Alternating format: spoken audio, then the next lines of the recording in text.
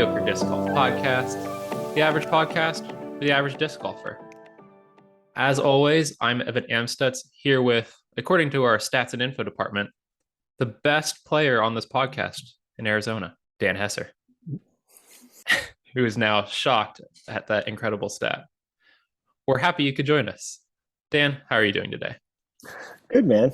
Good. I tell my dog all the time that he's my favorite, or she's my favorite dog in the entire house when she's the only dog in the house. So I feel like it's about the same. It's about the same. But it wasn't wrong. Fair. How you been, man?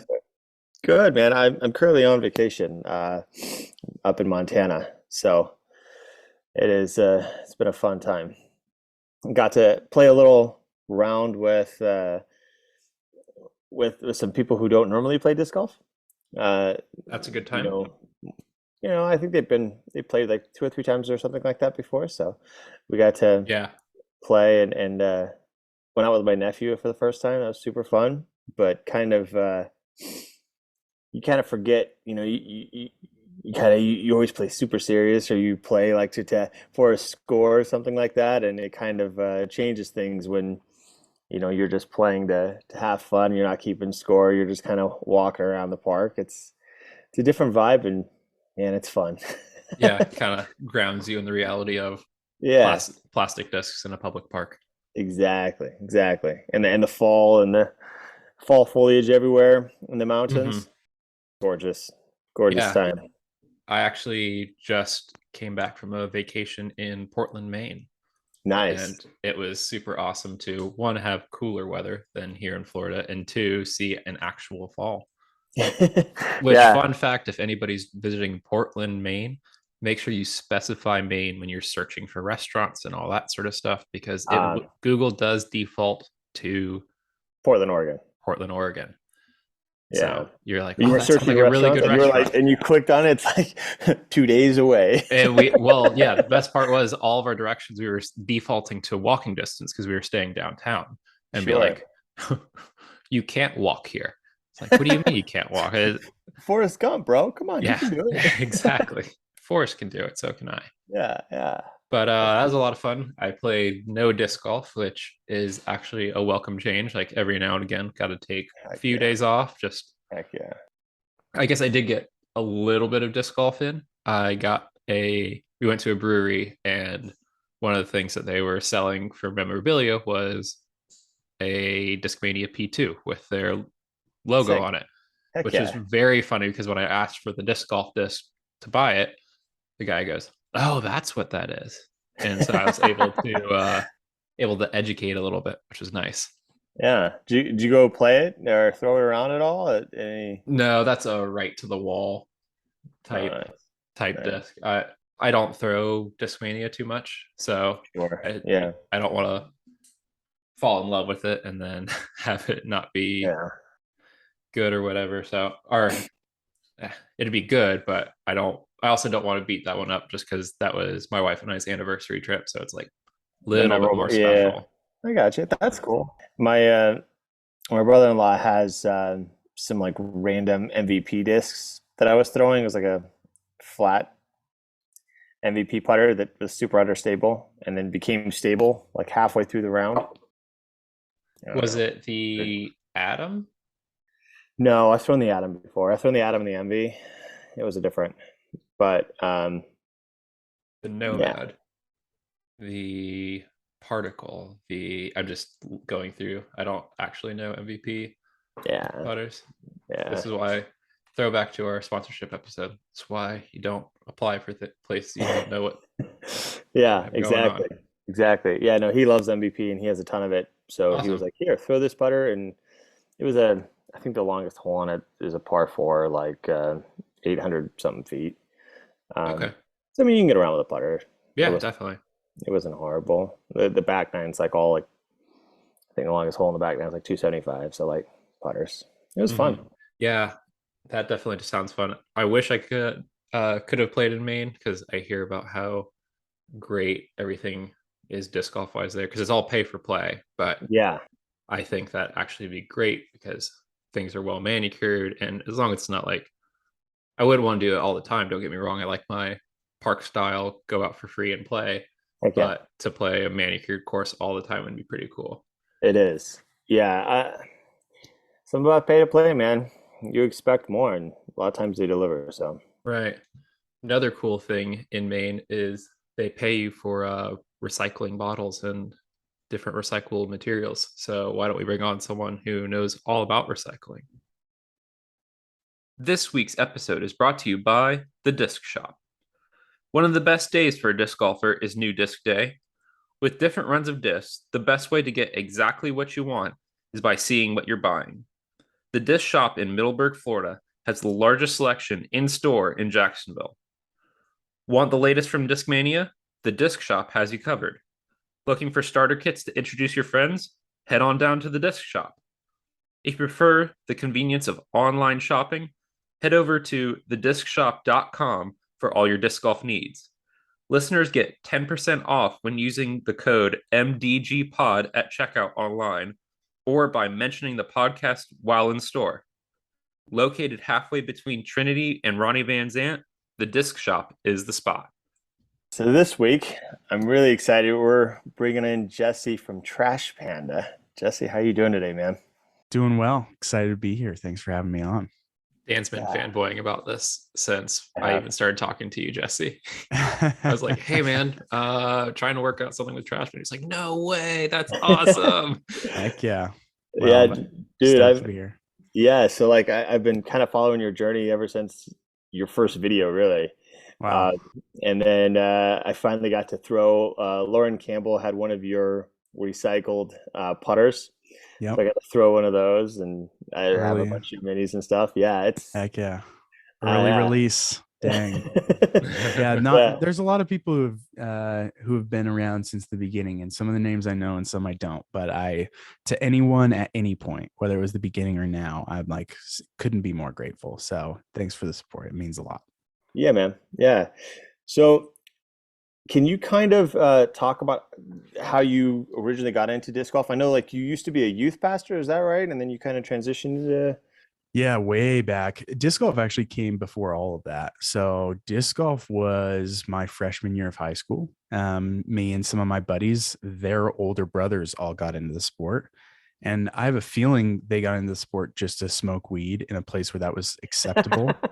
Yeah. And yeah, and that wasn't the case for us younger brothers. For us younger brothers, it was like the perfect breeding ground for like friendly competition that we needed. So we just started playing and loving it. And so through high school, it was about the same group we played with. I grew up in Auburn, California. So shout out to anyone who's out there close by. That course is fantastic. I have a ton of love for that course. And then getting into college and kind of beyond, I really disc golf became that like therapeutic time alone for me. So Heck yeah. really, Yeah. I mean, I've logged probably more rounds solo than with other people at this point in 14 years of playing. And it's just because like that's my love for the game first and foremost is Yeah. just getting out, being in nature, working on myself, right? Like at the end of the day, I'm not a super competitive person with other people, and I'm Yeah. incredibly competitive with myself, which is it's a weird thing to say. And people who are competitive with other people don't totally understand that. But basically, like if something happens, I'll be mad because I know I could do better, but I'm not mad because you're beating me at the end of the day. Like if you're beating me and you're playing well, then you're killing it. Great. Good for you. Like I'm stoked on that. For me, it's just like if I was trying to throw it flat and I gave it some hyzer, gave it some Anheuser, whatever, step up to the next shot and do the same thing and didn't correct, that's when I'm like, I'm getting on myself for that. So I'm always trying to improve, always trying to get better. Yeah. So disc golf just really became that like the main hobby in my life for a decade, but I didn't do anything formally with it. Not even like getting a PDGA number or playing sanctioned events. Like I genuinely was just out there with the homies and solo. And so that was for about a decade. And then after, I guess it would have been like 12 years, Trash Panda came about. And that's kind of jumping over a lot of the story, but basically the whole time I was playing, I was thinking, dang, we're outside doing what we love in places that are absolutely gorgeous. Hmm. And we're Mhm. throwing plastic. And there's industries around the world that are creating absurd amounts of plastic waste. Why couldn't we utilize that plastic to make discs? And then the norm is that discs are actually made out of recycled plastic. Yeah. And this was around the time of Innova's Echo line and some of those other early recycled lines. And those just kind of utilized some of Innova's scraps. Hmm. It's unclear how much and stuff like that. So it was just one of those things for me that I always thought like, dang, someone should do that. You know, that moment you're like, someone should do that. And then you do nothing about it. Someone should really like pick up the trash on this course as you Yeah. step over it and don't pick it up. Right. Like Right. I started to realize that I was doing that. So eventually that mantra of like eventually realizing you got to do it yourself, like create the world you want to see, or I Hmm. don't, whatever it is. I'm not sure why that mantra is not coming to my head. But anyway, that was when I just Be the started to change you realize, want to see, or yeah, something be like the that. change you want to see. There we go. That's why we have you here. Thank you. Um, yeah, that was that moment for me of like, oh, I guess if I want to see this, I'm gonna have to be the one to do it. And so Yeah. I naively thought I'll make a disc out of recycled plastic in my garage. How hard could it be? And here we are 2.5 years later. Yeah. So All the YouTube videos of all the the plastics that didn't work and everything like that. It's yeah, been that's a nice way to say all the fails, all the mistakes, all the trials, all the things we learned. I'm with you. It was, yeah.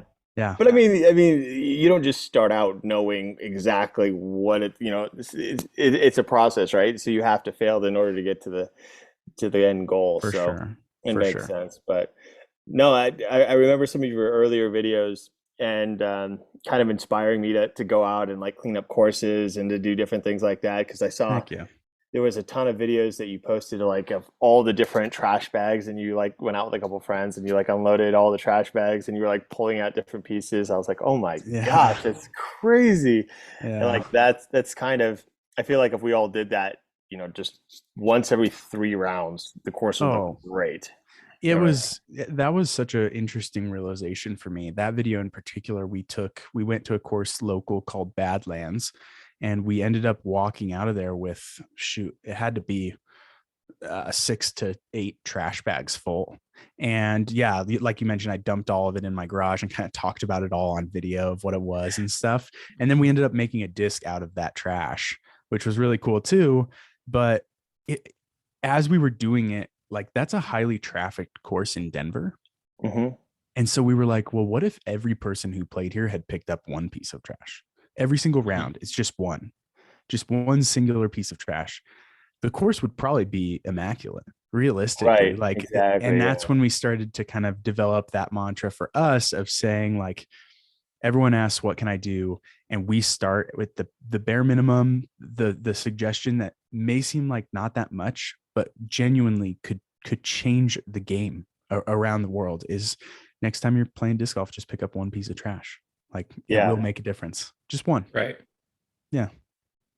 Yeah, it's a big thing, man. I mean, a lot of you go out to these public parks all the time, and everybody complains about how junky they're looking or how all this stuff is just always laying around. I mean, and nobody ever does anything about it. So yeah, be the change, huh? Yeah. It's awesome to hear that you took the initiative there. Something that I found interesting in watching some of your videos, and also from I went out to California a few months ago and hung out with Josh from Above Ground Level, and Oh yeah. they do all their stuff is recycled, and they have the same goal with the plastics, but it depends on what recycled material they're using as to how it comes out. Like one was a deep sea, old deep sea cable, and it's like super gummy and super nice. Another like a Home Depot bucket, and Yeah. they feel so different, even though they're the Hmm. same goal of like, for lack of a term, the champion plastic. Totally. There's the thing people don't realize, and by people, I mean myself when I started, was like the reality is there are thousands and thousands of types of plastics. No Mhm. one actually knows how many there are because it's so easy to change one bond. It's chemistry at the end of the day. and all of a sudden you have a new type of plastic. And so we're kind of we live in a world where there's a number on the bottom of our cups, Tupperware, takeout containers, whatever, that says 1, 2, 3, up to 7. So 1 through 7. And that communicates to me there's 7 types of plastic. And the reality is that there's not. And not only is there not, the 7th one actually stands for other. And so it's literally just it's a conglomerate of thousands of types of plastics. And even then, when you get into like number 2, HDPE, there's so many different variations within that family as well. So the reality of like, people talk about how only 9% of plastic actually gets recycled around the world. 9% of all the plastic ever made actually gets recycled, which is horribly low. It should be much higher. And to a lot of us, I think it's like, well, there's only 7 types of plastic. Why not? But that when you start to realize that reality, it's like there's thousands of types of plastic, and Champion is literally just based in one of those types, right? And the Star equivalent is one of those types. And so it gets complicated for sure. And what makes a great Home Depot bucket does not make a great disc. And what makes a great disc does not make a great, Tupperware container. So it's wild. Yeah. Was that the most challenging part as far as designing your disc, was figuring out what the hell kind of plastic you actually needed and being that chemist and material engineer? Yeah, I mean, 100%. Trash Panda has been just a continual solving one problem after the next. I think that's what it's like to be a founder at the end of the day. So I know that's what I signed up for, and I'm here for it. I am a problem solver, but yeah, people get their degrees and their master's degrees and their PhDs in plastics. So like, this is a very deep world, and I'm not even going to act like I have barely dipped below the surface. Like, the reason it took 2 years was primarily just figuring out the plastic, because how the disc was shaped and how it would fly, like, it's not easy, but it's pretty easy compared to the plastics. That's where it really got tricky for me. Whereas, if someone came to the table and was a plastics engineer, they'd probably be like, it took me 2 years because I wanted to figure out how the disc was made and how it would fly and stuff like that. And so it just depends on what you bring to the table. And with my background, I didn't have the engineering, plastics, recycling, etc. principles ready to go. I remember one video in particular where I said in the video, so I have this injection machine I made in my garage, and I said in the video, hey, if you have an idea for how this could be easier, just let me know in the comments.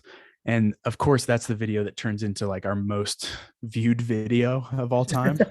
And so literally since then, that was December 2020. Since then, every day we still get comments that say, just make the lever arm longer. Just make the lever arm longer. It'll increase torque. And like, little do people know, I'm sitting here reading those comments, Googling what is torque. What are they talking about? This is how I learn. So it's been a steep learning curve. But like I said, like, that's what I signed up for, and I'm here for it. And like, I'm also stoked that I was naive early on, because if I wasn't naive, I probably wouldn't have started, because I would have been like, that's actually going to be super hard. I'm not ready for that. If I knew the problems, I wouldn't have started for sure. Yeah. So if you knew that it was going to take 2 years, you wouldn't have even attempted it. Yeah. It's not even that it took 2 years. It's just, if I knew what the problems were actually going to be, I probably would have just steered clear of it. Because I don't mind signing up for something that's a long road. But like, like I said, like, some of the problems I faced, even then, we're still surface level in our understanding of those things. So, but constant improvement, that's what we're here for. So in your last video I saw, I was out on vacation.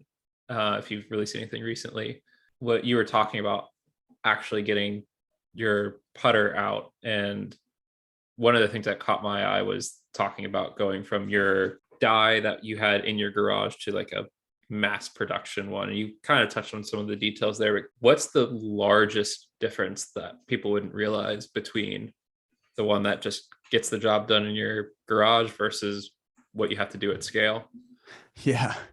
I mean, there are so many interesting differences in many ways. It's a lot of the same principles, just applied at a larger scale. I would say if you think about a Flintstones car and a Tesla, that's probably a good, like, that gets you by with. So our what's in our garage is like as bare, or in my garage is what it's as bare bones as it gets. It's literally just an injection machine that operates by my body weight. So if people haven't seen it, basically like my body weight is what pushes the plastic through and into the mold. um, on a larger scale, that and so much more is automated. The clamping pressure is in the tons. The molds are, I mean, the molds themselves have channels where water can flow through to regulate the temperature of the mold.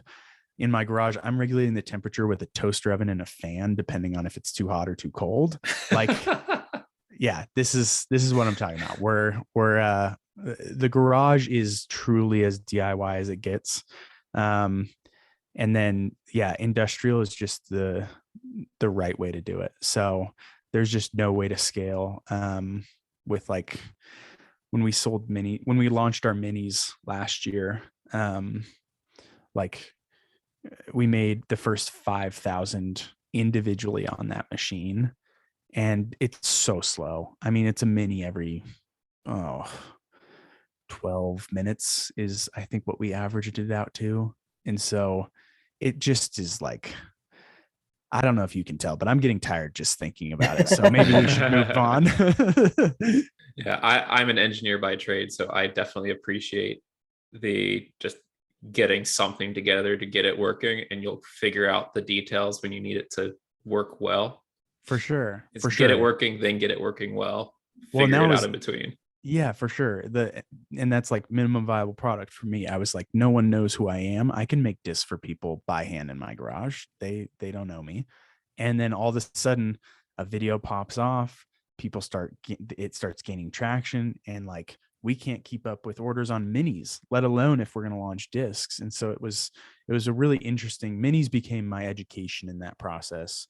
Discs, we were able to prototype and find that plastic, but I was able to learn everything about scale and what we needed to do for discs by way of minis, which has been fantastic. um but yeah, it's been wild, and it's I hope I'm not coming across as like annoyed by the problems. It's been fun. It's really, it is a joy. I get to do what I love. I get to work in such an incredible industry, and we're changing the world, and I couldn't be more stoked about that. So yeah. Yeah, no, some of those minis, they really, I mean, I understand how probably annoying it was to make them all since they were all done by hand, but um, are you going to scale that production up as well, or is that always going to be kind of more of a one-off? For minis, Yeah. so we actually scaled mini production earlier this year. Oh, cool. So yeah, so minis are being made at an industrial level at this point now, which is great. It Yeah. increased our capacity. Like, the coolest part about all this is when I say increased capacity, or we're making more discs, or we're making more minis, what I'm registering that as is we're recycling more plastic. We're Mhm. recycling more plastic. Like every single time it's more and more and more. Hmm. And I know there's some people doing recycled plastic, different things in disc golf. The thing that makes us different, some people don't know, and we get this question pretty often, so I'll just say it real quick, is the thing that makes us different is ours are made out of 100% recycled plastic. Right. There's not a singular thing in there that is virgin in the process. It is 100% recycled. So That's um awesome. that's compared to, I'll just throw out one of the more well-known lines, like Innova's Echo line. They don't do it anymore, but it was up to 50% recycled. And so up to 50% could be 50, it could be 1, it could be 10. I mean, we have no idea. And it was all their access, whereas we're recycling plastic from other industries into disc golf. So yeah, it's really fun. And I don't mean that as shade. Like, Innova's recycling what would be their trash into discs. Like, that's a great thing. So I Right. don't mean that as shade at all. I just mean that to say what's different about us, which is the 100% side. So yeah. we're making minis have been made at scale. We're nearing the 20,000 mark on how many minis we've put out into the world, which is insane. Jeez, yeah. And discs, we'll just see. I mean, if that's the number with minis, I just don't even know what's going to happen when we launch discs. So I saw your latest video where you were kind of like the 9 questions through 9 holes one or yeah. whatever. When you were talking about, you got to correct me here because I'm probably going to say this incorrectly, but the type of plastic you chose was TCU or something like that? No, TCU is a university. TPU is the one. Yeah. I'm just playing with you. Yeah. TPU. So it's thermoplastic Okay. polyurethane. Yeah. Okay. What made you decide, and I don't, sorry if you've already answered this question in a different, but like what made you guys decide upon that particular blend of plastic? To be honest, I don't think we've answered that question specifically yet. So that's fantastic. TPU is actually what is the base plastic used in what we would know as premium plastics. So your Champ and Star equivalents will have basically it's TPU with some additives, whatever they've chosen to add to it, whether it be weight additives, glow additives, color additives, which interestingly enough affects things. People say certain runs of discs, like certain colors fly different. Like that's a real thing. And then there's other additives too, like durability and stuff like that. But TPU is that. And it's really interesting. I mean, to go back to what we were talking about earlier, like starting out, 2 years for me to find TPU to be the right thing. Now, if someone wants to start, one of the reasons I haven't said this publicly, but one of the reasons I'm so stoked about having TPU on the bottom of all of our discs is because if someone wants to start, they know exactly where to start. You can start with TPU. It's that easy because some of the gatekeepers and some of the people holding the keys weren't sharing exactly what was in there. And that's just me not knowing. I'm sure I could have found it out or figured it out, but in another way or a quicker way or something like that. But it's all good. That's how I learned everything. And I have to say, on top of discs being recycled disc being a selfish problem that I wanted to solve, YouTube is honestly that as well for me. Yeah. Starting out, I was like, I want to see this, I want to see that. And I don't know any of these stories behind the scenes. Like, give me a peek behind the curtain at your manufacturing facility and all that stuff. And so that's part of the reason we make some of the content we make. Like, I want to show you how the mold runs. And am I giving up like some of my secrets on how we do it? Sure. But like, is the sport going to grow and be better for it? Hopefully. And I'm willing to take that bet, And so I joke with Jonathan at Latitude all the time because from day one I wanted to make that how to make a disc video. Yeah. And he put his out, I kid you not, I think it was like 2 or 3 weeks before ours. And it was like, bro, I wanted to do that from day one. I've had that, like, that was the video I wanted because I started out Googling how to make a disc left and right and had no answers. There's like one video from Vibram. They make discs in a funky way, completely different than any other manufacturer. And then there was like a disc from Gateway where you could kind of see some things, but not really. And I just had no idea. And then he put that video out and I was like, damn it, Jonathan. So his always has more views than ours.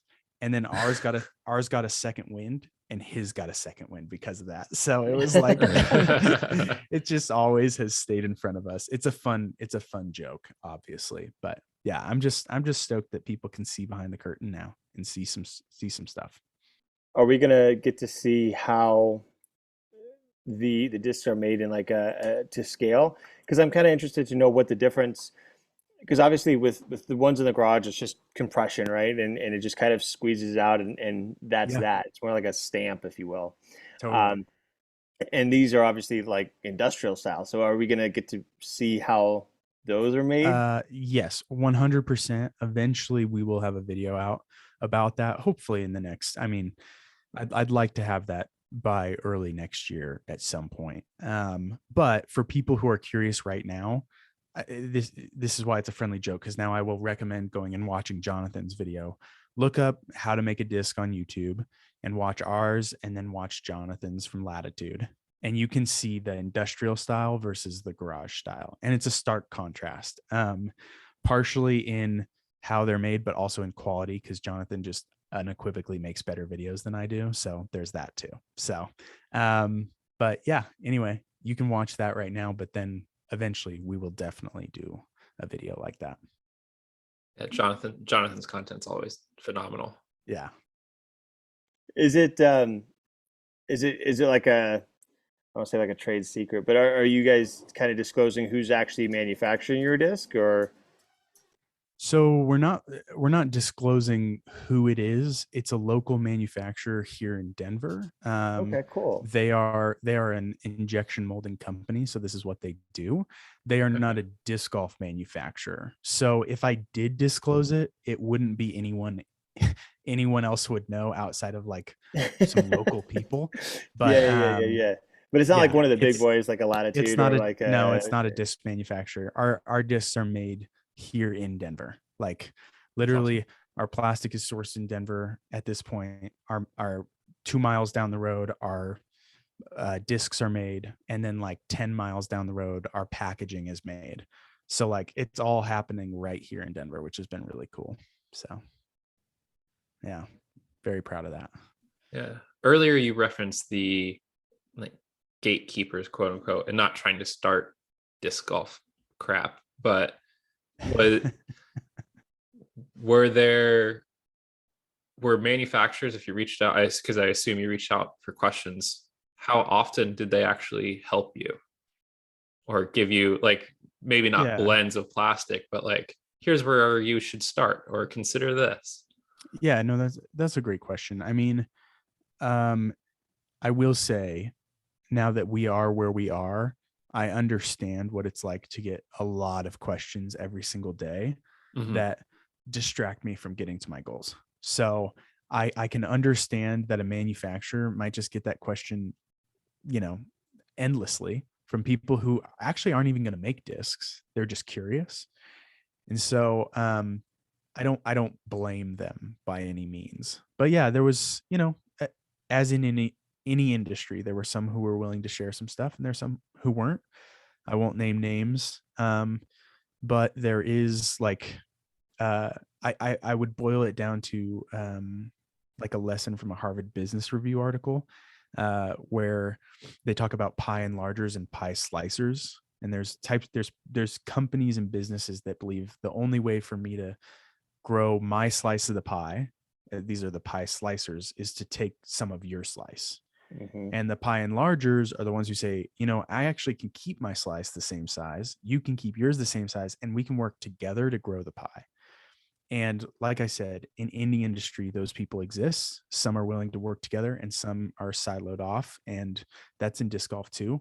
I won't name names, but accountability is at an all-time high. And that's what I'm also stoked to see. Having played since 2008, I'm stoked to see that companies are being held accountable. Like our disc golf subreddit is holding people accountable, and it's a great thing.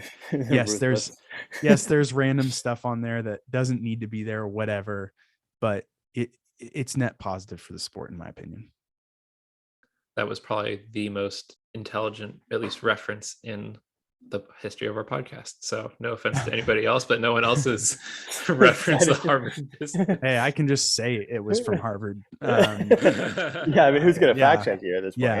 Yeah. That might have just been, I pulled that out of my ass. So we don't know.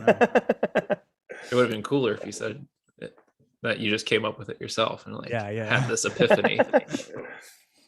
No, that's super cool though. I'm glad that that you've kind of arrived here. So the new, you said, are going to be available like December, not 1st. When is it? The discs? Yep. November 7th. Actually. November 7th. So okay. Yeah. Our local launch party we're hosting is a week and a day from today. And then 3 days later, that Monday, November 7th, we'll be launching discs to the world on our website. So nice. Very exciting. Can't crash it again when the minis happen. Crash. Can't do it again, huh? Technically, our website didn't crash when we sold minis. They just sold out so quickly. Like our first drop was made to order, and we sold 1,000 in the first 3 hours, and I just closed orders down because I was like, it's going to take me forever to make these.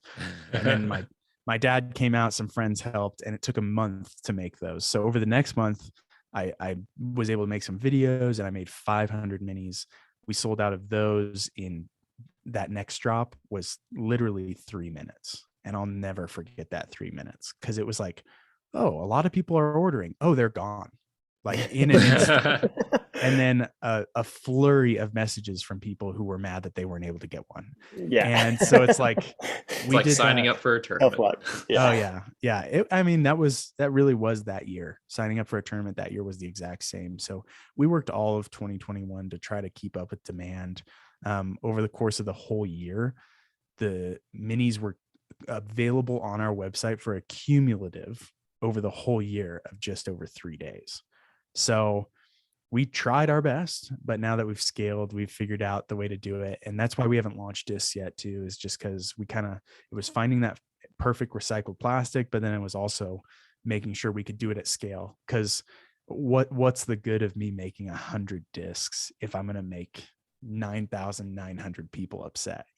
Like at the end of the day, it's like, I want to, but most people are just going to be mad. So yeah, we've been working hard on it. So yeah.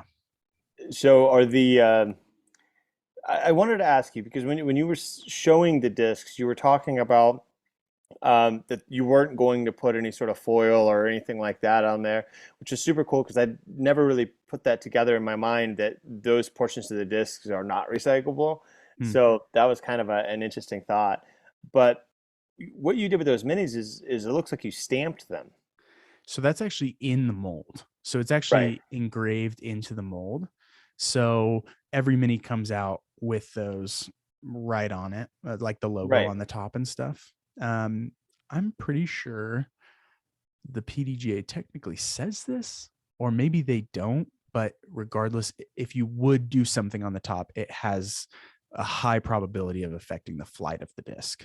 So that's why putting something Gotcha. on the top is, I want to say the PDGA says you can't, but at the same time, I'd have to look back at that. I'm not sure for sure on that. But could you put it on the bottom? Like just put like a your logo on the bottom or something like that? Yeah, so we actually have a decent amount going on the bottom of the disc that I didn't share yet. So, yeah, since this is an audio forward podcast, I want to give you a spoiler of some extent, but it'll be news in the next week or two. So the bottom of the disc has some stuff on it, including the type of plastic. I mentioned that earlier. Mm-hmm. And that means that we or anyone else can recycle it in the future, which is huge for us. Like, I want to make sure that if disc golf as a sport ended tomorrow, that other industries could find our discs and recycle them. So it says the type of plastic. It says recycled in Colorado on the bottom, which I'm super proud of. All of our products have said that. At one point they said handmade in Colorado, then they said hand recycled in Colorado, and now they say recycled in Colorado because it's not by hand. Thank God. But so let's see the spoiler on this one. My favorite part of this disc on the bottom is if you look at the center of any disc on the bottom, that little nub, most people don't even think about it. That's the injection point. So that's where the disc, that's where the plastic entered the mold to make the disc. And that little ring around it that's on some is just called a sprue bushing. It's a part of the mold. It's a part of the design, etc. So those are kind of like a mandatory thing on the bottom of your disc. You can't have a disc without that if you're injection molding it. So what we did is we actually designed our logo for the inner core to utilize that injection point as part of the logo. So that's little awesome spoiler that no one knows about yet. We haven't shared that publicly. And I kind of put it in this last video as like a little Easter egg that you can barely see at one point. But yeah, I'm a big fan of Easter eggs, but this is a cool, I was like, I want to share something on this podcast that's not there. So that's a cool one. And then to take that to another level, we've talked about how our naming convention, starting with inner core, is utilizing the earth to some extent. And since inner core is the very center of the disc, it worked out beautifully as well. Or sorry, center of the earth, it worked out beautifully as well that we could put the logo in the very center of the disc. So as more discs come out eventually, we will probably make our way away from the center because the discs names will go away from the center of the earth as well. So there you go. That's super cool. I'm not gonna give you everything, but that's a lot of it. So there you go. That's super cool. No, I was wondering about that because obviously like for branding purposes and such, I was like, man, it would be it'd be cool to have like something on there so somebody would be Totally. able to pick it up and know what it is and know where to get it, right? So Totally. like And I really, was people aren't utilizing the bottom of the disc for branding too much. You see Discmania doing it now. They have their shield on there. Gateway did it to some extent.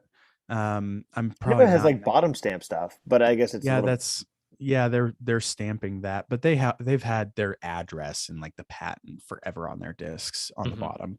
But I was like, what if we use that as like a storytelling opportunity? For me, every opportunity is storytelling. So like, what story can we tell with the bottom of the disc, and what can we do here? So yeah, I'm excited about that. that's awesome, man. That concludes part 1 of this week's interview. Tune in next week for part 2. You can find Dan on Instagram at dhesser and me at Evan Amstutz DG. Remember to follow the pod on Instagram at Mediocre Disc Golf Pod and on Twitter at Mediocre DG Pod. If you want to support the pod, buy our shirts on mythicdiscgolf.com and listen to us every Friday at 3 p.m. Eastern. If you enjoyed the show, leave us 5 stars and a review to help out. If you didn't, still leave us 5 stars and tell us why. We know we aren't perfect because we are mediocre. Have a good night.